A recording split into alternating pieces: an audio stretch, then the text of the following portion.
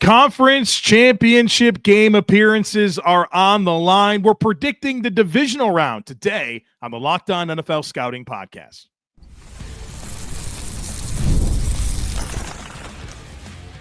You are Locked On NFL Scouting with the Draft Dudes, your daily podcast for NFL and college football scouting.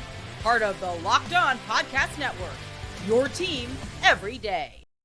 What's better than this? It's guys, me and dudes here on the Locked On NFL Scouting Podcast. We're the Draft Dudes. I'm Joe Marino from Locked On Bills. He's Kyle Crabbs from Locked On Dolphins. And we are your NFL experts here with you daily to talk team building across the league on the Locked On NFL Scouting Podcast with the Draft Dudes, part of the Locked On Podcast Network, your team every day. Want to issue a big thank you, shout out, and welcome to our everydayers.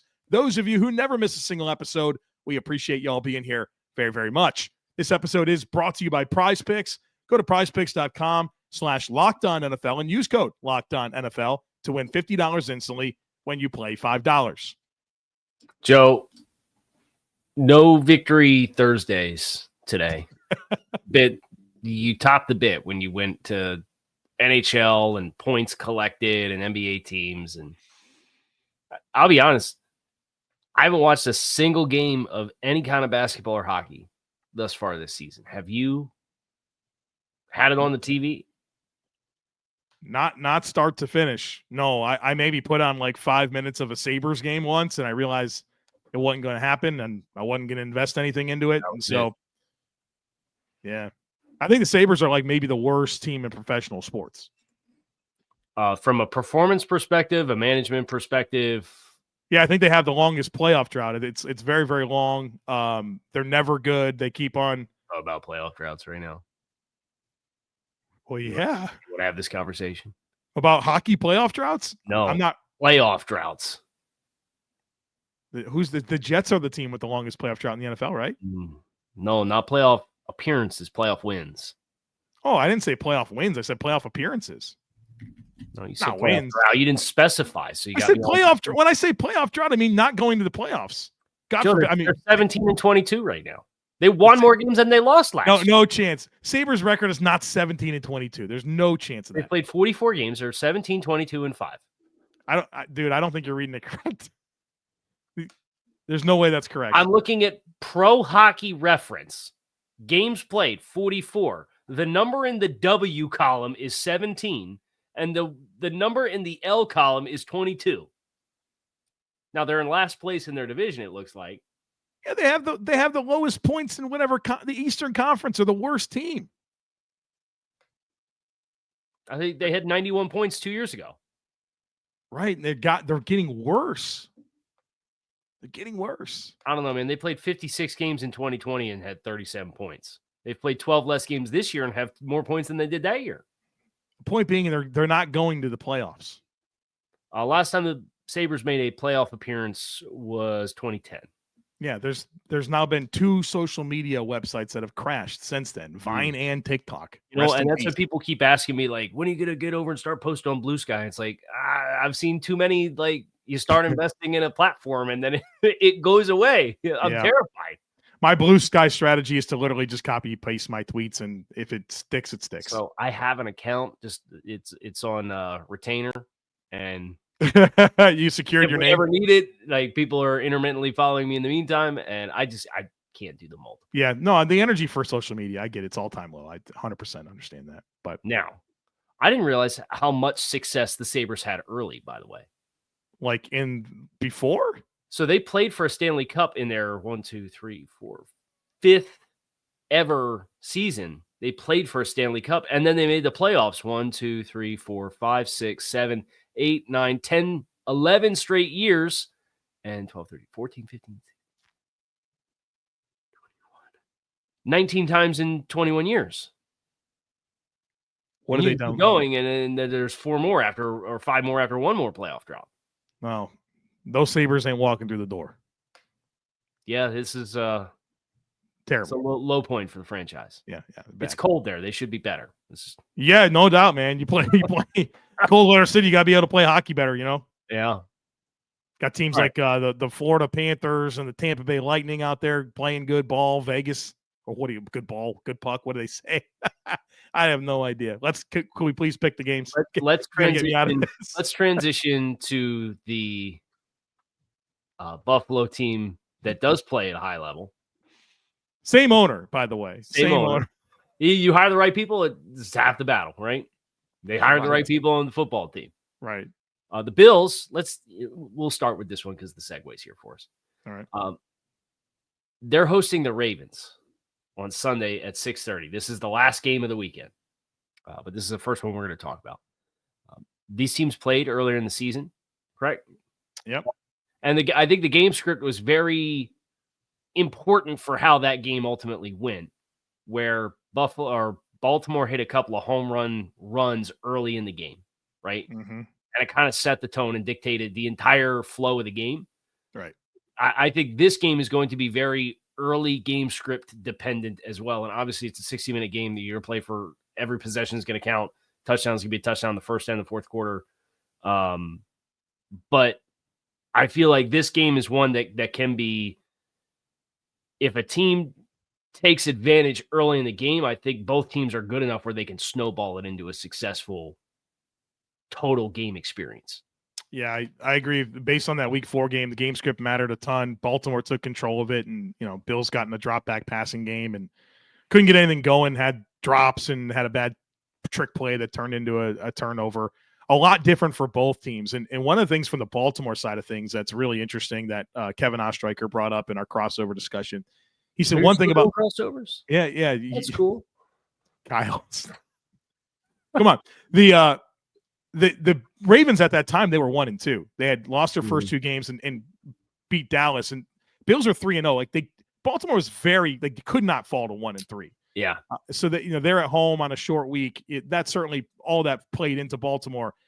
But since then they've really improved a lot. Like they bench Marcus Williams and Eddie Jackson. They put in Ardarius Washington, an undrafted free agent. Like that's a ballsy move for Zach Orr and company, and it's certainly worked out. Their defense has been completely different with him and Hamilton playing a lot more from depth. They also benched Trenton Simpson. People aren't talking enough about this. Malik Harrison stepping in for Trenton Simpson. That experiment didn't really work well. That's really changed their defense quite a bit, and they've been a wagon on offense all season long, especially since their offensive line stabilized, which they were still sorting out early in the season. I thought that contributed heavily to their 2 losses early on. For the Bills, obviously, their defense is a lot more healthy. In that game against Baltimore, they didn't have their top 4 second-level players. No Milano, no Bernard, no Taron Johnson. Taylor Rapp was concussed after a couple of series. Cole Bishop's playing 41 snaps. Their defensive tackle rotation is really different. And it's the pre-Amari Cooper version of the Bills offense where not that Amari Cooper's come in and provided a ton of production, but what he's helped do is he's dictated more man coverage. And when they like the matchups with Amari, they'll take shots down the field and he wins a lot of those matchups, but he's just not a high volume piece. But he does help the Bills get these one high middle of the field closed looks that really allows them to work the ball to their best playmakers, which are their tight ends, their slot players, and their running backs. So really different teams. And obviously, to me, it comes down to who shows up on Sunday. It's in Buffalo. I think that matters a ton. Baltimore's a team that is prone to some offensive procedural mistakes and some blunders. The home field advantage should help a lot for the Bills. It's supposed to be cold, man. You're talking like in the single digits, wind chills, like a 0 below. Yeah. I mean, both teams. Baltimore's not Florida, obviously. Like it's cold there too. But let me tell you, I'm an hour from Baltimore. It's 15 degrees out today. So yeah, it's cold. I hope they're outside practicing today. It'll be a nice prep for them. They ought to be there. So a lot of interesting dynamics. And then there's this whole legacy moment, right? It's Jackson versus Allen.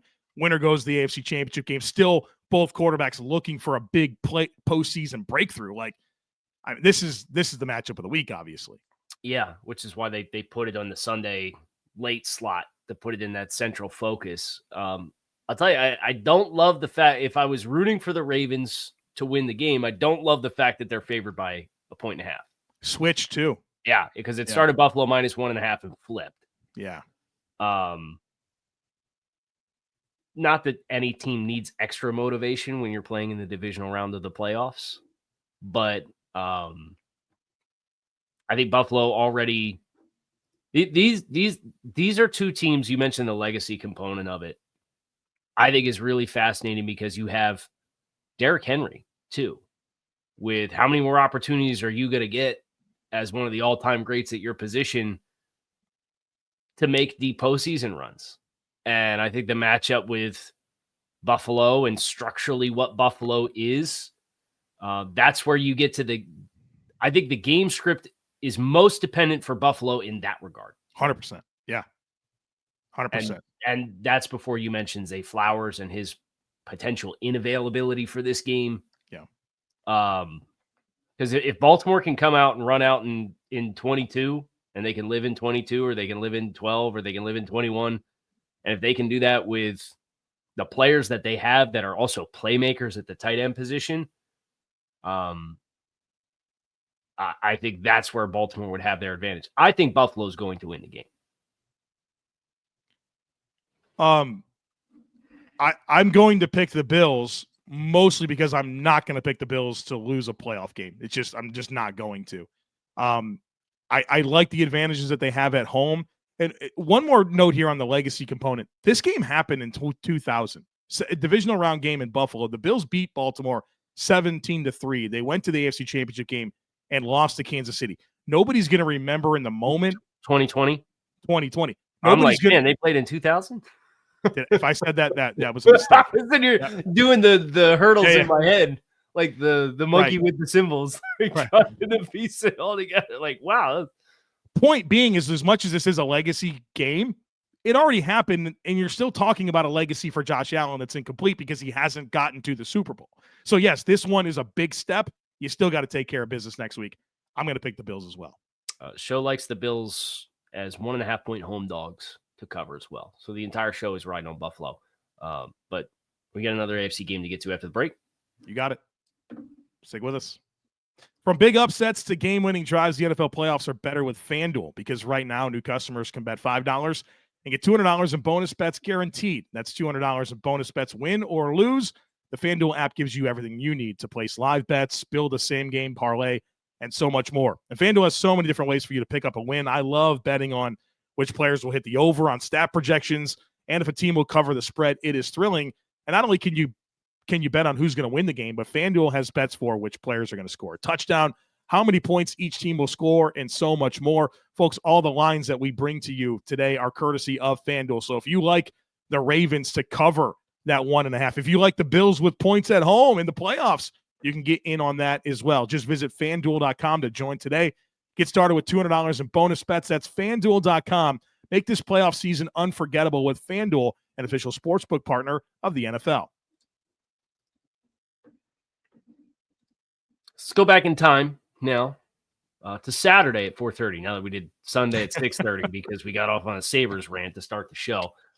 Texans, 8.5-point road dogs in Kansas City against the Chiefs. With the lowest game total, speaking of FanDuel, of the week. The game total is 41.5 points in this game. Yeah, it's interesting. I understand the low point total because I think both defenses present a lot of challenges for the opposing offense. I mean, look at Houston, man. They got those edge rushers, Anderson and Hunter, going up against suspect tackles. And Kansas City, Houston's got good corners. It's going to be pretty interesting. And then you think about, the Chiefs defense and how good they are at stopping the run. And, certainly Houston's at their best when they can really run the football. And so I think both defenses are kind of the story here, while at the same time, you're still talking about Patrick Mahomes and CJ Stroud as big time quarterbacks. Yeah. I think the big advantage that Kansas City has in this game is the rest element, where I think they only had one player who wasn't a full participant in practice for their first practice this week. Right. They didn't play in 2 weeks, man. Yeah. So they got a lot of key players. They know what time it is. I think the bigger conversation for this game will be the spread, but you're going to have a hard time convincing me not to pick Patrick Mahomes and company at home in the divisional round of the playoffs, regardless of how well the Houston defense is playing. So I'm picking Kansas City to win the game. But I actually think Houston, and the show agrees, Houston covering 8.5 on the road.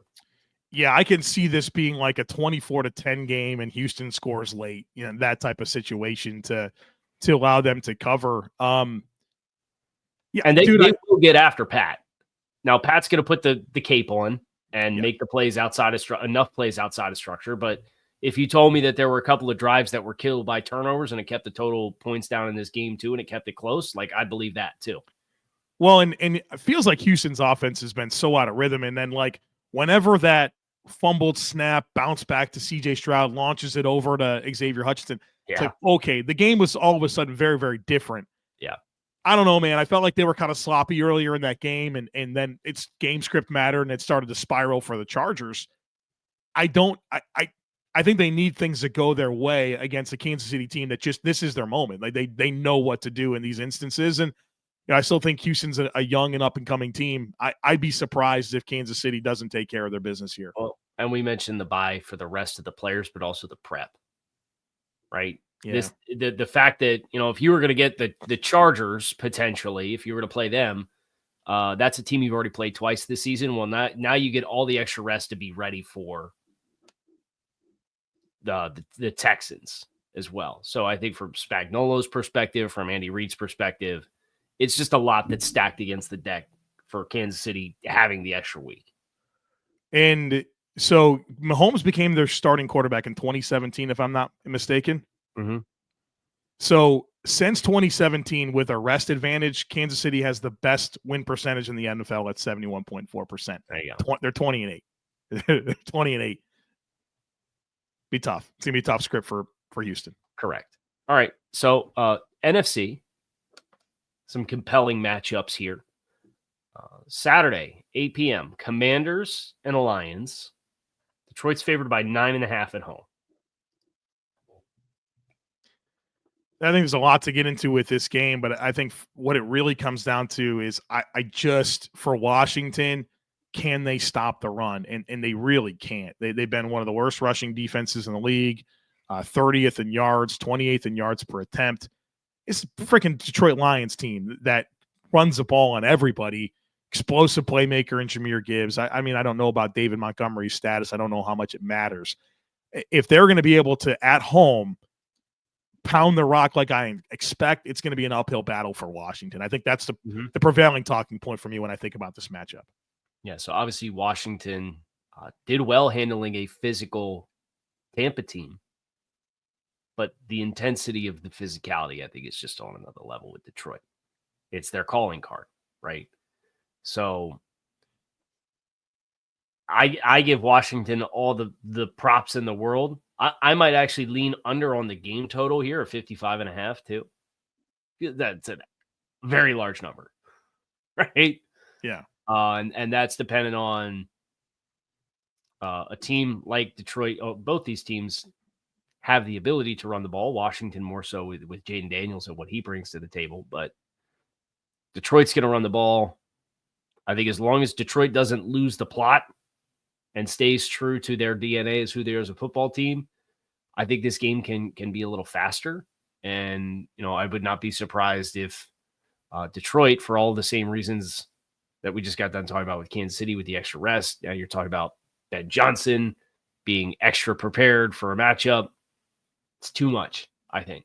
So Detroit wins a game, and the show likes Detroit to cover their big spread as compared to the Houston-Kansas City game. Well, and how important is the return of Alex Anzalone to go with Jack Campbell for a team that plays 3 linebackers more than any team in the league? Yeah. And you saw teams exploit that when they were down to Jack Campbell and practice squad players. Literally, I mean, you're talking about Quan Alexander and like Ezekiel Turner. David Long was there for 5 minutes and had to play. Dude, insane. Yeah, they're playing like double-digit snaps and they're rotating. None of it made sense. And now that they're able to stabilize that a little bit, dude, that's a different defense. It's a great season for Washington. I don't see them getting past Detroit. But I do think you might be right about that. The under on the points, is it 55.5? 55.5. That's too many. That's too many. If you're worried about Washington consistently scoring against Detroit, and then if Detroit's going to run the ball, dude, I take the under. 35-20 doesn't hit the over in this game. Right. It's too much. Right. All right. Head to break. We'll talk Rams-Eagles, last game of the weekend. Stick with us. Did Rocket Money help you find any subscriptions you forgot about or that you were paying for twice? Folks, that can happen. Don't let it happen to you. Rocket Money can help you track them all down. It's like having a personal assistant for your finances. Rocket Money is a personal finance app that helps you find and cancel your unwanted subscriptions, monitors your spending, and helps lower your bills so you can grow your savings. Brings it all together in one place, whether it's subscriptions, your spending habits, or even the goals you want to hit this year. Rocket Money has over 5 million users and has saved a total of $500 million in canceled subscriptions, saving members up to $740 a year when using all of the app's premium features. I actually use Rocket Money, and I got an alert this morning letting me know that my first quarter IRS payment was due. It was a fun reminder of the bill I had to pay today. So check it out. They really do help you in so many different ways. A subscription tracker, you can cancel things. You can automatically set aside money for your future. No more stressing about budgeting every month. So cancel your unwanted subscriptions and reach your financial goals faster with Rocket Money. Go to rocketmoney.com/lockedon today. That's rocketmoney.com/lockedon. rocketmoney.com/lockedon. All right. Rams, Eagles. The spread on this game is Philadelphia -6.5. The game total is 44.5 points total. Snow potentially in the forecast, Joe. Ooh, that's fun. I really like the Eagles' trench advantage in this game. I think that's going to be very, very meaningful. The way that they're playing on defense matters a ton. I think they have what it takes to match up with the Rams. But for as exciting as the Rams' defensive front is, all these young playmakers, I think the Eagles have what it takes to handle it. And I think that Rams defense really feeds off of game script and being able to get ahead and being able to tee off and be aggressive, short of Jalen Hurts just blowing it. And that's a concern. Finding the path for Los Angeles in this game is something I have a hard time trying to figure out. Really? When they have the better quarterback. That's the thing. Stafford's a better quarterback. Better coach. Oh, okay. We could be different on this one. All right. Eagles defense is legit right now. The Rams are certainly, they've been holding everyone under 10 points to their last. Yeah, they have the second fewest points allowed in the NFL since week 15. Yeah, but dude, if they just lean into Saquon and run the ball like they're capable of, and just Jalen don't blow it. Do you think the snow helps or hurts that? Because it helps. Okay, and just hear me out. Okay. You experienced a marquee snow game this year already, right? Against the San Francisco 49ers. Mm-hmm. Josh Allen having a pulse to be able to throw the ball. Huge. In that game was just enough, right? Because you knew it was going to be a sloppy run game oriented game. Mm-hmm. If somebody has to have a pulse to throw the ball in a blustery and snowy environment, which Stafford. Okay. And but which team runs the ball better and stops the run better? Right now, I think it's a little closer conversation. Now, Philly loaded up front, but I actually think the Rams' interior offensive line has the kind of big body types to lean on Philly and create enough stalemates. This is interesting. I feel like you want to ride the Rams, baby. I do want to ride the Rams. Do you know what Sean McVay's record is in the East Coast? No clue. You have any guesses? He's played 25 games on the East Coast. I would guess he's 15-10. He's 17-8. Pretty good. Travels well. It's a team that travels well. I think this is the team that travels as well as any team could as a underseed in the playoffs. I think they're dialed in defensively. I think Coach Shule is doing a great job with the defense. I think Sean's dialed in as a play caller. I think Philly's got some inexperience at corner that Philadelphia can maybe get after between DeJean and Quinyon Mitchell with inexperience, but those guys can ball, man. They can ball. But Sean McVay's arguably the best play caller in the NFL this season. So I'm going to take the better coach, better quarterback. I'm taking the Rams. We can't be different, or we can't be the same on everything here. So the Rams are 6.5. 31st in yards per carry, 26 in yards per carry allowed. I'm going to pick the team that can run the ball and stop the run, fine. that has a better, more experienced trenches. That's fine. I don't know how authentic that is to the Rams' first half of season experience, starting 1-4 with third string offensive linemen out there, but they were. Yeah, I hear you, man. I'm ready for it.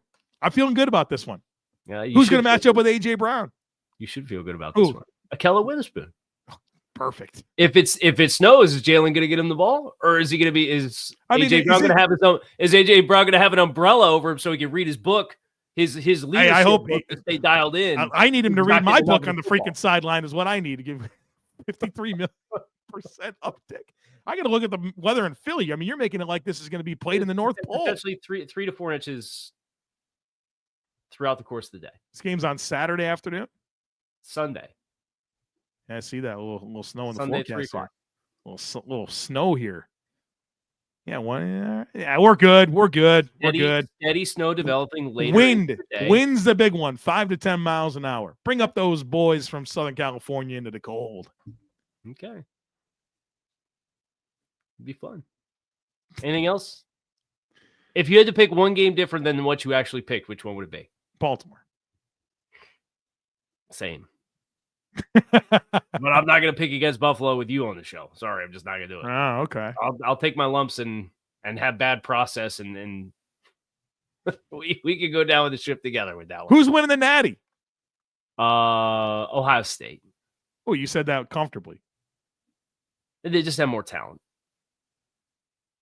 I'm not sure that Notre Dame has the pass rush ability to really offset the losses that Ohio State has in their offensive line. And then Donovan Jackson's actually been playing decently well at tackle for them anyway. And I don't know how you cover Jeremiah Smith. And they've got that guy. Is that 4? 4? Yes. Yeah. Well, they don't have Benjamin Morrison. That might be helpful in this game. I mean, Morrison's been out all year. They got other ballers in the secondary, but I just don't think they've got the horses to hang with the talent. And the big advantage will be special teams and coaching. I do think Notre Dame has an advantage, but I can't possibly pick a Riley Leonard-led offense to win a national championship against a defense in Ohio State that's got Ty Hamilton, Tyleik Williams, JTT, Jack Sawyer. Let's see. It's got Lathan Ransom in the secondary. It's got 3 other between Hancock and Igbinosun and Denzel Burke. They just have NFL talent all over it. Aren't there big narratives about Ryan Day and big games? Yes. He's not won the national championship, right? He's been like knocking on the door. Is that true? They haven't been able to beat Michigan. Right. So like this is the breakthrough. This is the moment. Ryan Day. I don't know. This game's on Monday, right? Next week. You speak concerning mysteries. I thought it was going to be last week. I was ready to watch it on Monday night. They lost the national championship in 2020 under Ryan Day. Monday, January 20th, Monday. Yeah. 7:30 p.m. Eastern time. The Ohio State's favored by 8. Notre Dame's 14-1. Tell me about their loss to Northern Illinois. Yeah. What the? Well, I think it was at home too. Boy, I wasn't expecting to see that when I pulled up the schedule. What the hell happened there? Did they forget there was a game? They couldn't figure out the offense that day. Would they score 10 points that game? 16-14? Yeah. This is their second game of the season. Then they go on to go to the national championship, beating number 2, number 6. Notre Dame's a team of destiny, Kyle Crabbs. Let me look at Ohio State. Listen, I would love nothing more than Marcus Freeman to win his natty so he could be ready for a leap to the NFL. But here's my big-time analysis. I haven't watched any of these teams all year long. You're talking about an Ohio State team with a loss to Oregon and Michigan. They sneak by Penn State. Notre Dame's winning the natty. Okay. Put me down for the Irish. Great. And we can be different on that one too. Kyle Crabbs, Joe Marino, that's going to do for us here on Locked On NFL Scouting. We appreciate you guys, as always, for checking out the show. We have takes on takes tomorrow, so you give us your hot takes. Joe's going to ask for them on Twitter. Do you also ask for them on Blue Sky? Nah, dude. Nah. You don't copy paste all of them? No. your I'm not going. analysis? Are you imagine thinking I'm going in 2 spots to get the takes? No, 1 spot only. All right. Well, there you go. So you know where to give your takes. We're going to react to the best ones tomorrow on the show. Kyle Crabbs, Joe Marino. We are out of here.